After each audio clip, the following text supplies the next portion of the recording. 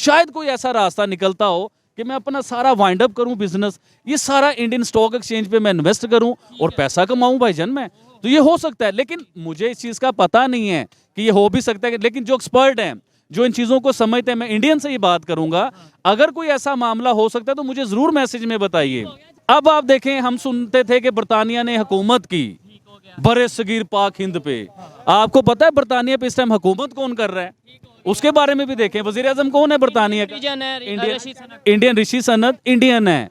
आज वो गोरों पे हुकूमत कर रहे हैं। ये प्राउड है हमारे लिए। जब मर्जी अपने आप को बढ़ाने के लिए, अपने आप को टीवी में ऊपर लाने के लिए, दुनिया में ऊपर लाने के लिए, अपनी दुकान चलाने के लिए, नोट अंदर करने के लिए आप जब मर्जी कश्मीर का रोना शुरू कर देते हैं। और भाई साहब, कश्मीरियों से पूछो जाके, इंडिया के कश्मीर जो हैं वो हमसे बहुत ज़्यादा खुश हैं। इंडिया के कश्मीरी सस्ता राशन लेते हैं, सस्ता आटा लेते हैं, सस्ता पेट्रोल लेते हैं, आसानी से अपनी ज़िंदगी जी रहे हैं। और उन्हीं के सामने एक दरिया की परली साइड पे जो पाकिस्तान कश्मीर है, आप कभी उनको पूछो तो सही कि किस तरह। सर सुनिए, जाने का मैं डरा भाई, मैं सच कह रहा हूँ, मैं डरा हूँ, मैं हकीकत कह रहा हूँ कि मैं डरा हूँ।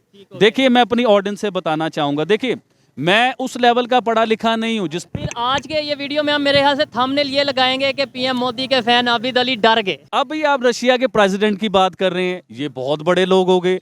अब इन लोगों के साथ एक गरीब आदमी, आम आदमी का जिक्र कैसे हो सकता है? लेकिन मेरी ऑडियंस जानती है चीज को। सर, आपने बताना है कि आबिद अली मोदी जी के बड़े फैन हैं, या एलोन मस्क बड़े फैन है, या फिर रशिया के प्रेसिडेंट बड़े फैन है? ये बताइएगा। हाँ, ये मैं अपनी ऑडियंस से पूछना चाहूंगा कि आप जिस कंट्रीज में हैं, आप चाहे इंडिया में, चाहे बांग्लादेश में, चाहे किसी भी कंट्री में, तो मैं अपनी ऑडियंस से पूछना चाहूंगा, देखिए मुझे 65 का मिला है पाकिस्तान में, ये तो ये कितने का होता है और कितने का मिलता है आपकी कंट्रीज में, और हमारे साथ क्या जुल्म हो रहे हैं? अभी रिसेंटली जो एक इस्लामिक कंट्री जिसे हम किबला अव्वल कहते हैं अपना, उधर जो जंग चल रही है, इन्होंने क्या किरदार अदा किया आपको पता है?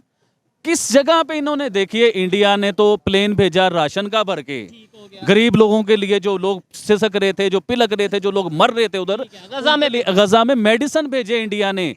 जो अभी नाउ, सर आप हंस रहे हैं, आप हंस रहे हैं, मेरी हमेशा हर बात पे हंसते हैं आप लोग। मैं हंसता नहीं हूँ, लेकिन देखिए कैसे अंदर खाते दुनिया की तीसरी सर मैं बताता हूँ कि इंडिया अंदर वाले खाते में तीसरी बड़ी इकॉनमी बन चुका हुआ है। जी तो दोस्तों, मैं हूं सुहेब चौधरी और आप देख रहे हैं मेरा और आपका YouTube channel real entertainment TV. हमारे साथ मौजूद है आबिद अली भाई। काफ़ी दिनों बाद आज इनके साथ एक प्रोग्राम करने जा रहे हैं और ख़बर ये है कि इंडिया ने हांगकांग की स्टॉक एक्सचेंज मार्केट को बीट करके दुनिया की 7वीं बड़ी स्टॉक एक्सचेंज मार्केट बन चुकी है। इससे पहले खबर ये थी कि इंडिया दुनिया की 5वीं बड़ी इकॉनमी बन चुकी है। आए दिन ये रिकॉर्ड जो उनसे तोड़े जा रहे हैं इंडिया की तरफ से, इसी पर बात करेंगे। और भी बहुत से टॉपिक्स हैं, बहुत सी बातें हैं जो कि आज आबिद अली भाई के साथ डिस्कस करेंगे। अस्सलाम वालेकुम। जी वालेकुम अस्सलाम शुएब भाई।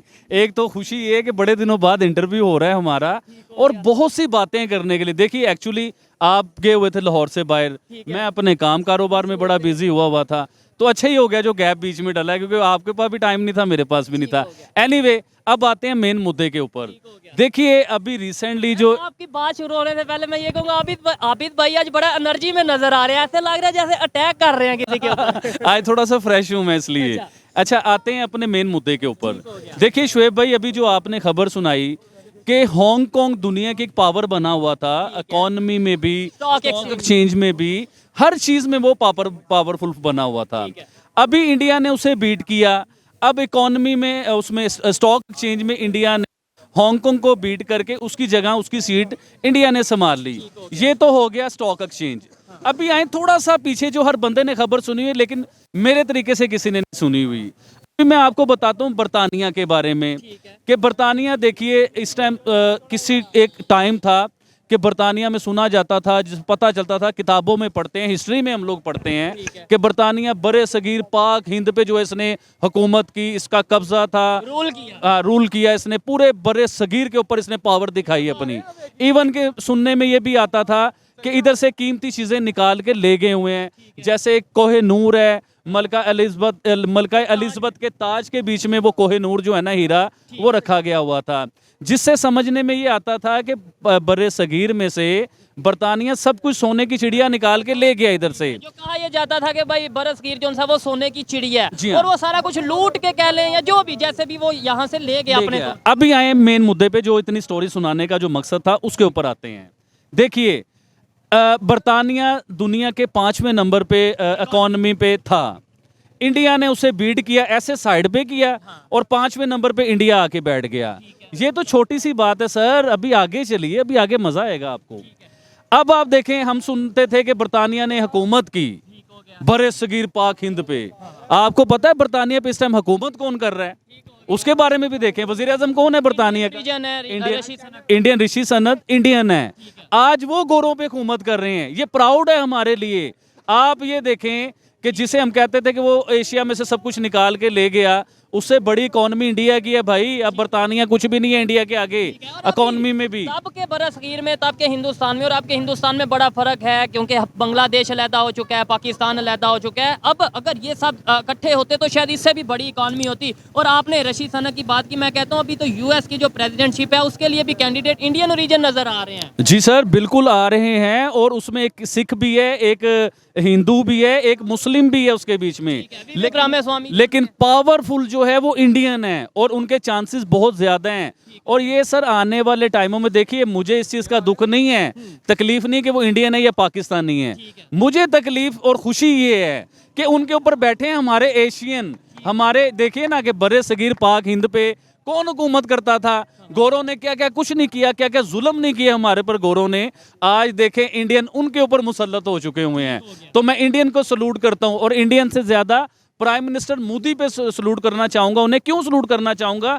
कि उन्होंने अपने लोगों को पावरफुल बनाया, अपने लोगों को स्टडी से पावर दी, अपने लोगों को देखिए आज कहां से कहां ले गए कि दुनिया में इंडिया इंडिया हो रहा है भाईजान। उन्होंने अब ये भी प्रॉमिस किया है कि अगर थर्ड टेन्योर उनका आता है, तीसरी दफा हुकूमत आती है, तो वो तीसरी बड़ी इकोनॉमी दुनिया की। देखिए उसके बारे में बताता हूँ। 4 ट्रिलियन जो है ना मौजूदा उनकी इकोनॉमी है। 4 ट्रिलियन। हाँ जी, अभी वो 5 ट्रिलियन का उन्होंने प्रॉमिस किया है। नेक्स्ट ईयर जो है वो 5 ट्रिलियन पे जाएंगे इंडियंस।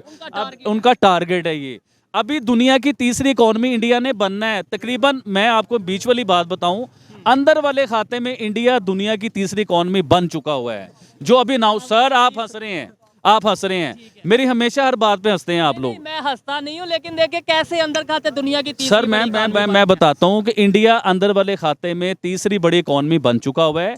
5 ट्रिलियन के ये करीब पहुंच चुके हुए हैं। अभी अनाउंस नहीं कर रहे हैं। देखिए हर चीज में कोई वजह होती है। ये बताएं, हमने इंडिया इंडिया इंडिया किया, पाकिस्तान, ये सारे मामलात में पाकिस्तान के स्टॉक एक्सचेंज मार्केट की बात कर लें, पाकिस्तान की इकोनॉमी की बात कर लें, पाकिस्तान में इस टाइम जो पॉलिटिकल स्टेबिलिटी है जैसी भी है, डॉलर का जो रेट है, ये हम कहाँ पे खड़े हैं? हम इसके ऊपर बात हमें मेरे ख्याल से करनी चाहिए। शुएब भाई, मुझे अभी मैं आपको स्टॉक एक्सचेंज की बात कर रहा था, जो उसके ऊपर मैं बात करना चाहूँगा आपको। आप यकीन कीजिए, मेरे जितने बिजनेस है ना, मेरी फैक्ट्री है, मेरे अपनी ब्रांचें हैं, 5 ब्रांचें हैं, तो मेरी अपनी ये ख्वाहिश है, यकीन कीजिए कि जो भी बिजनेसमैन होगा ना, वो डूबती हुई कश्ती पे कभी पैसा इन्वेस्ट नहीं करेगा। वो उस कश्ती पे पैसा इन्वेस्ट करेगा जो ऐसे जो लहरों को चीरती हुई निकल रही हो। तो वो अभी मौजूदा इंडिया है वो। तो मेरी अपनी ख्वाहिश है, यकीन करें। देखें ये हो नहीं सकता, मुझे भी पता है। शायद कोई ऐसा रास्ता निकलता हो कि मैं अपना सारा वाइंड अप करूं बिजनेस, ये सारा इंडियन स्टॉक एक्सचेंज पे मैं इन्वेस्ट करूं और पैसा कमाऊं भाईजान मैं। तो ये हो सकता है, लेकिन मुझे इस चीज़ का पता नहीं है कि ये हो भी सकता है। लेकिन जो एक्सपर्ट हैं, जो इन चीज़ों को समझते हैं, मैं इंडियन से ही बात करूंगा। अगर कोई ऐसा मामला हो सकता है तो मुझे ज़रूर मैसेज में बताइए।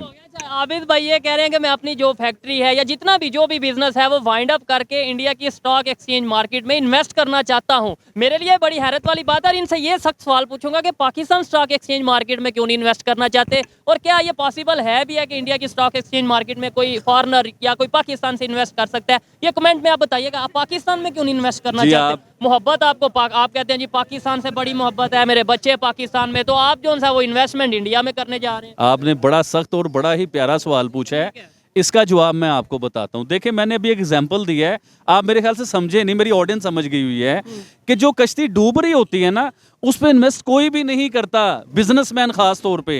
जो कश्ती समुद्र की लहरों को चीरते हुए गुजर रही हो बीच में से, हर कोई उस पे इन्वेस्ट करना चाहता है। डेफिनेटली वो पैसे आएंगे तो पाकिस्तानी जो इन्वेस्टमेंट होगी वो जी जी बिल्कुल, वो पैसे सारे घूम फिर के पाकिस्तान में आएंगे। और एक और चीज बताना चाहता हूँ आपको मैं, कि हम लोग वाकई मुहब्बे वतन है।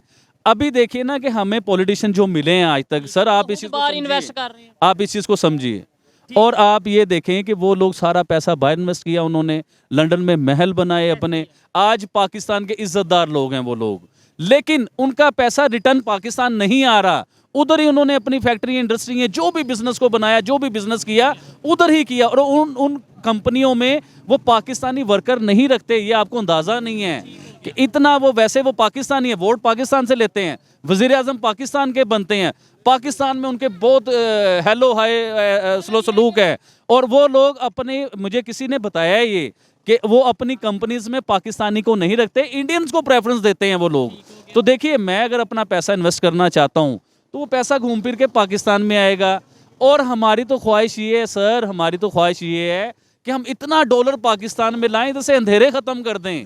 हमारी तो ख्वाहिश अच्छी ये बात है। है और अच्छी सोच है। मैं कहता हूं कि किसी भी कंट्री के साथ हमें बिजनेस करना चाहिए। जो आबिद भाई ने बात की है कि भाई स्टॉक एक्सचेंज मार्केट में मैं इन्वेस्ट करना चाहता हूं, एट दी एंड पाकिस्तान का पैसा होगा, कहीं ना कहीं पाकिस्तान को भी फायदा होगा और पाकिस्तान का बिजनेसमैन डेवलपमेंट की तरफ जाएगा, बेहतरी की तरफ जाएगा। आबिद भाई, आपने बोला कि भाई पाकिस्तान के जो उनसे इन्वेस्टर हैं या बड़े बड़े पॉलिटिशियंस हैं, बाहर के कंट्रीज में इनकी फैक्ट्रीज हैं, बिजनेस हैं, वहाँ पे ये इंडियंस को एज ए मतलब ये एम्प्लॉय रखते हैं, मैनेजमेंट पोस्ट पे रखते हैं। क्या वजह है? एजुकेशन की वजह से, स्किल्ड लेबर की वजह से, या फिर कोई और वजह है पाकिस्तानियों को नहीं? सर एक्चुअली आप देखिए, मेरी सारी बातें हमेशा मैं कर चुका हूँ, ये बातें दोबारा रिपीट करता हूँ। वो लोग पढ़े लिखे हैं, उनका फोकस है एजुकेशन। एजुकेशन से क्या होता है कि आप इंजीनियर बनते हो, आप बड़ी पोस्टों पे आते हो। अभी मैं रिसेंटली इंटरव्यू में बता रहा था कि पूरी दुनिया में सीईओ इंडियंस, मैनेजर इंडियंस, किसी बड़ी पोस्ट पे आप देखिए इंडियंस। तो इसी तरह यूएई में चले जाएं, आप कहीं भी चले जाएं तो वो तो सारे इंडियंस ही मिलेंगे। इसी तरह ही आपके हमारे जो नवाज शरीफ साहब हैं, इनकी कंपनी में भी बड़ी पोस्टों पे इंडियंस ही हैं, पाकिस्तानी नहीं हैं। ये अपनी सोच आप बना लीजिए और ये हकीकत है। और ये वो लोग हैं जिन्होंने पाकिस्तान में 20-20 साल, 30-30 साल, 25-25 साल इन्होंने गवर्नमेंट किया पाकिस्तान में। और कोई पाकिस्तान में ऐसा शख्स नहीं है जो सड़कों पे खड़ा होकर ये सच बोले। सर देखिए, कोई ऐसा शख्स नहीं है जो इनसे 25 साल का हिसाब मांगे। मैं सिर्फ नवाज शरीफ साहब तो आप मांग ले। मैं सिर्फ नवाज शरीफ साहब की बात नहीं कर रहा, मैं 1947 से लेके अब तक जितने वजीर आजम पाकिस्तान में आए हैं, मैं इन सब की बात कर रहा हूं कि इनसे कौन है पूछने वाला कि इन्होंने अपने 5 साल के टेन्योर में क्या किया, इतना इन्होंने कर्जा क्यों चढ़वाया। अगर वो कर्जा पाकिस्तान में आया, वो डॉलर्स पाकिस्तान में आए, तो वो डॉलर्स कहाँ गए, वो कहाँ इन्वेस्ट हुए। सर उनका एक एक रुपए का हिसाब मैं अपनी मोहतरम जो जजेस हैं, जो हमारी बड़ी बड़ी अदालतें हैं, जो इन चीज़ों को पकड़ते हैं, मैं उनसे अपील करता हूं सर, हमारे पाकिस्तान का पैसा पाकिस्तान में आना चाहिए। अच्छा, एक तो ओआईसी की बात करेंगे कि जो इस टाइम जो उन्होंने अपना एक स्टेटमेंट दिया कश्मीर के हवाले से आर्टिकल 370, उसकी तरफ आएंगे। लेकिन उससे पहले एक सवाल जो मेरे माइंड में डायरेक्टली आपसे वो लिंक करता है। रशिया के प्रेसिडेंट ने रिसेंटली एक स्टेटमेंट दी थी इंडियन प्राइम मिनिस्टर को लेके, उन्होंने प्रॉपर अप्रिशिएट किया था, यानी फैन मूवमेंट था पूरा। क्या कहना चाहेंगे? कभी जो उनसे वो एलॉन मस्क कहता है कि मैं फैन हूँ, कभी रशिया के प्रेसिडेंट तारीफ करते हैं, आपका नंबर कहीं पे नहीं आने वाला। देखिए, जब एक गरीब अब एलन मस्क जो हैं वो एक इतने बड़े आदमी, एलॉन मस्क जो हैं वो इतने बड़े आदमी, इंडस्ट्रियों के मालिक, कार वो बनाते हैं, मेरे ख्याल से फेसबुक भी उन्हीं का ही है या ट्विटर है उनका कुछ, हाँ जी ऐसा भी उनका कुछ है। ये तो हो गए बड़े लोग।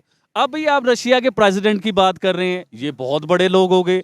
अब इन लोगों के साथ एक गरीब आदमी, आम आदमी का जिक्र कैसे हो सकता है?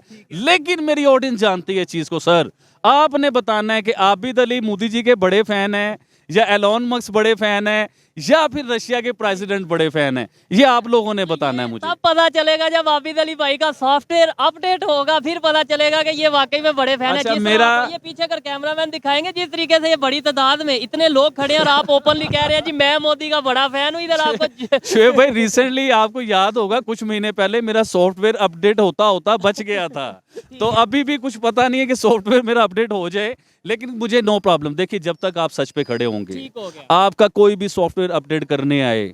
अभी रिसेंटली जो मैंने काबे की छत वाली बात की थी इंजीनियर साहब को लेके, कि उसके ऊपर बड़ा इशू बना है सर। जो मैंने अपनी पाक आर्मी की बात की थी कि काबे की छत के ऊपर खड़े होके भी ये ऐलान करें ना कि हम पाकिस्तान की सियासत में इन्वॉल्व नहीं हैं, हम इंटरफेयर नहीं करते, तो जब भी ये अवाम जो है, ये लोग यकीन नहीं करेंगे इनके ऊपर। आपकी बात नहीं है, ये पाकिस्तान के एक यूट्यूबर हैं, एक सोशल एक्टिविस्ट हैं, इंजीनियर मोहम्मद अली मिर्जा, उन्होंने ये बात की थी। जी जी। आबिद भाई, कश्मीर के हवाले से थोड़ी सी बात करते हैं, क्योंकि कश्मीर एक ऐसा इशू है जो 76 साल से ना हल होने की तरफ आ रहा है। और मैं इंडिया पाकिस्तान के रिलेशन में मैं ये समझता हूँ मेन मसला ये है जो हमें बताया जाता है कि भाई कश्मीर की वजह से जो उनसे ताल्लुकात नहीं बेहतर हो रहे। उन्होंने वहाँ पे डेवलपमेंट का काम शुरू किया, उन्होंने वहाँ पे G20 की मीटिंग की, उन्होंने वहाँ पे UAE का जो सा इन्वेस्टमेंट की, और अब 370 जो उन्होंने हटाया था उसके ऊपर उनकी सुप्रीम कोर्ट ने भी फैसला सुना दिया कि भाई ये ठीक है, ये लीगल वे में किया गया इंडियन गवर्नमेंट की तरफ से।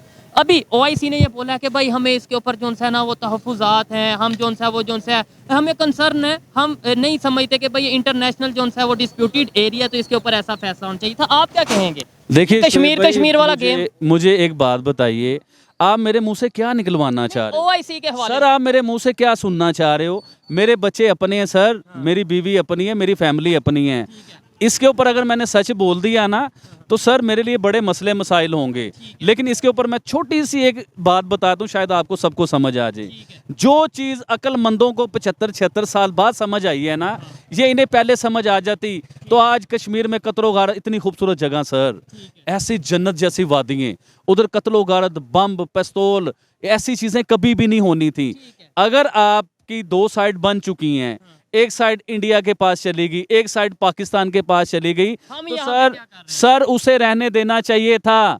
अगर आप कश्मीर की बात करते हैं, खुदारा ये हाथ जुड़े हुए हैं, फजूल ड्रामा ना किया करें कश्मीर के ऊपर। जब मर्जी अपने आप को बढ़ाने के लिए, अपने आप को टीवी में ऊपर लाने के लिए, दुनिया में ऊपर लाने के लिए, अपनी दुकान चलाने के लिए, नोट अंदर करने के लिए आप जब मर्जी कश्मीर का रोना शुरू कर देते हैं। और भाई साहब कश्मीरियों से पूछो जाके, इंडिया के कश्मीर जो हैं वो हमसे बहुत ज़्यादा खुश हैं। इंडिया के कश्मीरी सस्ता राशन लेते हैं, सस्ता आटा लेते हैं, सस्ता पेट्रोल लेते हैं, आसानी से अपनी ज़िंदगी जी रहे हैं। और उन्हीं के सामने एक दरिया की परली साइड पे जो पाकिस्तान कश्मीर है, आप कभी उनको पूछो तो सही कि किस तरह, सर सुनिए, उनसे आप पूछिए कि वो किस तरह अपनी ज़िंदगी गुजार रहे हैं। उनके पास खाने को अच्छा राशन नहीं है, उनका पेट्रोल बहुत महंगा है, बिजली बहुत महंगी है, और उनके वज़ीर आज़म के आप ऐलान सुनो ना तो अजीबो गरीब ऐलान करते हैं वो। उनके वज़ीर आज़म को मैसेज देता हूँ कि सर आप अपने हमसाए इंडिया से कुछ सीख लीजिए, अपने लोगों को फ़ायदा देना सीखें, अपने लोगों के लिए जीना सीखें। आज इंडिया के कश्मीरियों को आप कहो कि आपने पाकिस्तान आना है, पाकिस्तान के कश्मीर में आना है, तो आपको ऐसा जवाब देंगे, आपको समझ आ जाएगी। ये नए से नए टेररिज्म, नए से नए बम धमाके, नए से लोगों को मारना, इससे बाज आओ, खुदा का वास्ता बाज आओ। अच्छा मुझे बताएं, OIC की आज के दौर में मतलब ये कहा जाता था कि भाई जितने भी इस्लामिक कंट्रीज़ हैं, यूनिटी है, ये सब कुछ है, ठीक है, क्या मुस्लिम कंट्रीज़ हैं, क्या आपको लगता है कि भाई इनकी कोई स्टेटमेंट की कोई वैल्यू है? या इनसे मैं ये कहता हूँ अगर इतनी वैल्यू होती तो आज जो इस टाइम ये फ़लस्तीन का इशू चल रहा है ये खत्म हो जाए। सर दुनिया में मुस्लिम कंट्रीज़ कितनी हैं? 57 ऑलमोस्ट, अब 57 ऑलमोस्ट मुसलमानों की कंट्रीज हैं। अब आप 57 को एक तरफ कर लो, भारत को एक तरफ कर लो, आप 57 मुल्क किसी बात के ऊपर कोई बयान देते हैं ना, तो उसकी 57 की वो वैल्यू नहीं होती जो एक भारत की वैल्यू होती है। क्यों?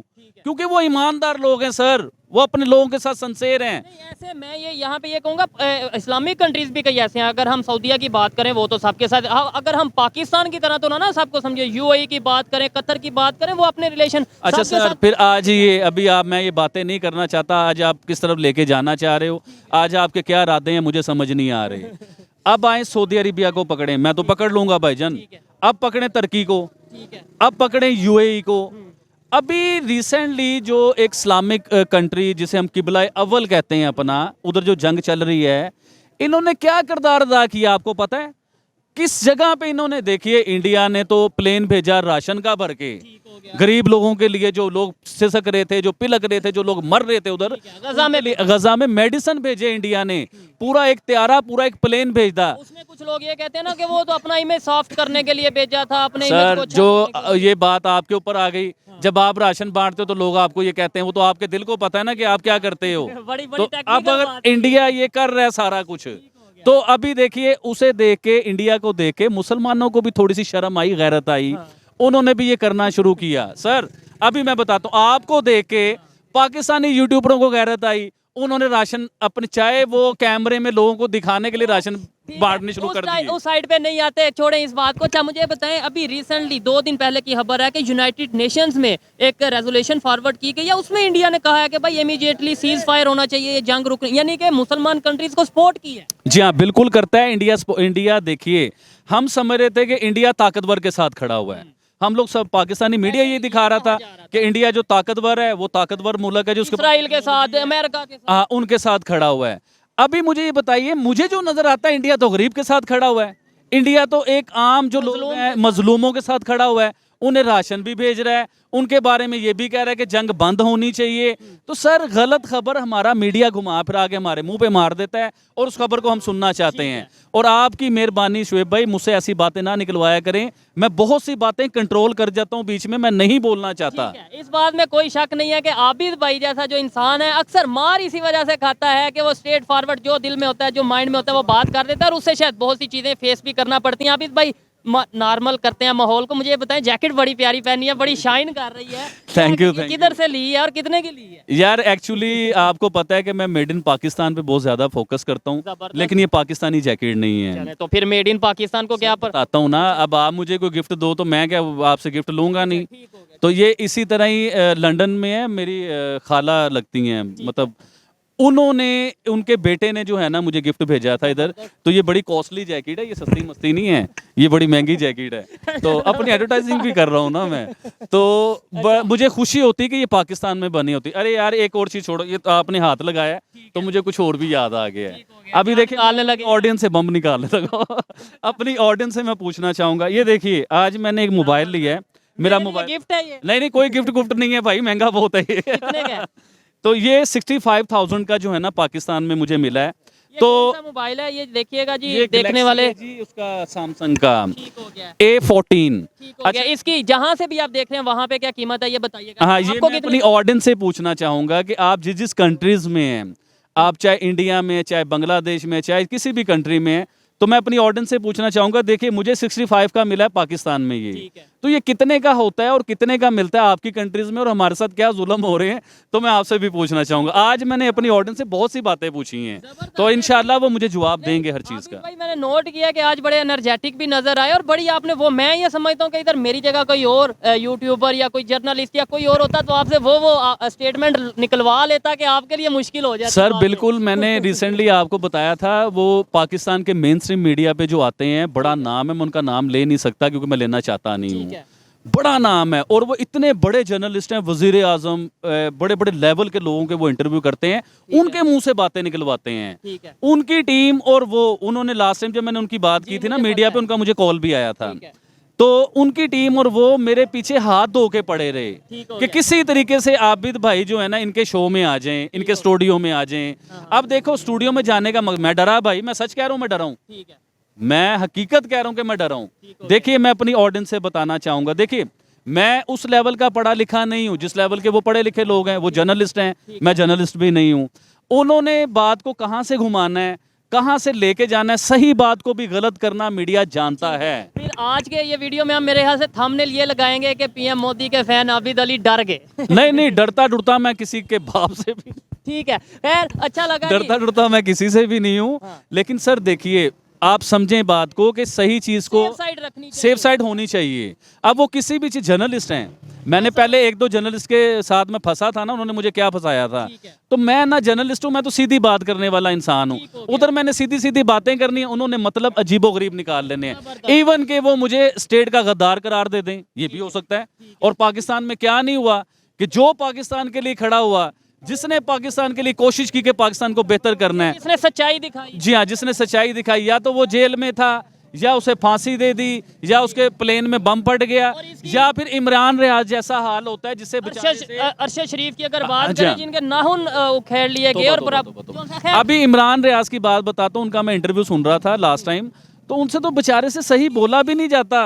उनके ये हालात है, कितनी क्या उन पे टॉर्च हुआ होगा, क्या उन पे जुल्म हुए होंगे, जी हाँ, क्या जुल्म उनके ऊपर हुए होंगे कि आप देखिए कि उस बेचारे से इतने महीनों बाद अपने घर आ चुके हैं, अभी भी नहीं बोला जा रहा तो खुदा का वास्ता है, मेरे बच्चे छोटे छोटे हैं भाईजान, मैं इन चक्करों में नहीं पड़ अच्छा सकता। लगा जी बात करके। और देखें बहुत सी चीजें हैं जिन्हें देख के हमें बात करनी चाहिए, और इससे ये है कि नफरतें भी नहीं बढ़ती। हमें ये चाहिए सच्चाई जितनी हो, जिस तरह की सच्चाई हो, अनबाइस रह के उसके ऊपर बात करें, जितनी नॉलेज है उस हिसाब से बात करें। ठीक हो गया। और स्टॉक एक्सचेंज मार्केट के हवाले से, जो इन्वेस्टमेंट के हवाले से आबिद भाई ने बात किया, वो जरूर बताइएगा क्या ये पॉसिबल है। आबिद भाई एक लाइन का, सिर्फ एक लाइन का कोई मैसेज, आज काफी दिन बाद आपकी वीडियो आ रही है, कोई एक लाइन का मैसेज जितने भी देखने वाले हैं, पाकिस्तान से अब बड़े लोग हमें देखने लगे हैं, जी, जी, बहुत इंडिया देखते से लोग देखते हैं, क्या मैसेज देना चाहेंगे? जी सबको देखें, मेरा मैसेज हमेशा पीस का होता है, अमन का होता है और मोहब्बत का होता है। गलत फहमी अपने दिमाग से निकालिए, सच्चाई को देखिए कि सच क्या है, और सच को जब लेके आप चलेंगे ना, यकीन कीजिए, मैं अपनी ऑडियंस को कह रहा हूँ कि दुनिया की कोई ताकत आपको हरा नहीं सकती। वक्ती तौर पे आप सच के साथ परेशान जरूर होंगे, होता है, लेकिन एंड जीत सच की होती है। तो जब आप सच बोलेंगे और मुहब्बे वतन बने, चाहे आप इंडियन हैं चाहे पाकिस्तान, मैं पाकिस्तानियों को मैसेज देना चाह रहा हूँ। आज पाकिस्तानियों के ये हालात हो चुके हुए हैं कि पाकिस्तानी चाहते हैं अपने पाकिस्तान को छोड़ के भाग जाना। भाई साहब, माँ बाप बूढ़े होंगे तो उन्हें छोड़ के भाग जाओगे? आप सोचें, कभी पाकिस्तानियों से बात कर रहा हूँ। बीमार होंगे या बूढ़े होंगे, नो डाउट। अच्छा लगा जी हाँ। बात करके। और मैं यही मैसेज देना चाहूँगा कि अगर पाकिस्तान दुनिया में अपनी इज्जत बढ़ाना चाहता है तो हमें चाहिए हम अपनी इकोनॉमी पे वर्क करें। हमें चाहिए कि हम अपनी फॉरेन पॉलिसी को बिल्कुल क्लियर कट रखें, और अपने जो भी काम है, लाइक आबिद अली का जो बिजनेस है, मेरा जो काम है, या जो भी पाकिस्तानी काम करते हैं उसे ईमानदारी के साथ करें। हमारी आदत ये है कि हम चाहते हैं आबिद भाई अच्छा काम करे, आबिद चाहता है मैं अच्छा काम करूँ, जबकि हम दोनों नहीं अच्छा काम कर पाते। ये थी आज की वीडियो। आपको एक वीडियो सेकंड कैसी? शोएब भाई, एक और चीज़, लास्ट टाइम मैंने शायद आपको ये बात की थी कि नहीं की थी, मुझे उधर से अमेरिका से कॉल आया। जी। बड़े ही अच्छे हैं, प्यार करने वाले लोग हैं, और वो कोई मेरे रिश्तेदार नहीं है, वो ऑडियंस में से हैं, वो लाइक करते हैं, मुझे पसंद करते हैं, देखना चाहते हैं। तो उनका मुझे कॉल आया, उन्होंने कहा आबिद भाई आप पाकिस्तान में जो है ना, आप पाकिस्तान के लिए नहीं बने, आपको पाकिस्तान में नहीं होना चाहिए। और लोग कमेंट भी करते हैं कि जी इसे हाँ। इंडिया भेज दो। तो उन्होंने मुझे कहा कि आबिद भाई आपका ग्राफ जो है ना, आप प्लीज किसी तरीके से, हम आपको स्पॉन्सर करते हैं, आप अमेरिका आए अपने बच्चों को लेके, हम आपको उधर नेशनल करवाएंगे किसी भी तरीके से। आप यकीन करें, मेरी ऑडियंस मुझसे क्या उम्मीद करती होगी कि मैंने उन्हें क्या जवाब दिया होगा। यकीन कीजिए, मैंने उन्हें इनकार किया है। मेरा जीना भी पाकिस्तान में, मेरा मरना भी पाकिस्तान में है, और इस पाकिस्तान को हमने कामयाब करवाना है। ये उभरेगा इंशाल्लाह, कभी तो उभरेगा। तो जब तक ये 2 नंबर पॉलिटिशियन जो हमें मिले हैं ना आज तक, ये 2 नंबर लोग 1 नंबर जब तक नहीं होंगे, जब तक हम लोग बिक्री आगे नहीं आ नहीं जाएंगे। सकेगी। अच्छा लगा बात करके। आपको आबिद भाई की बातें कैसी लगी कमेंट में जरूर बताइएगा। मिलते हैं नेक्स्ट वीडियो में, तब तक के लिए पीस आउट, अल्लाह हाफिज।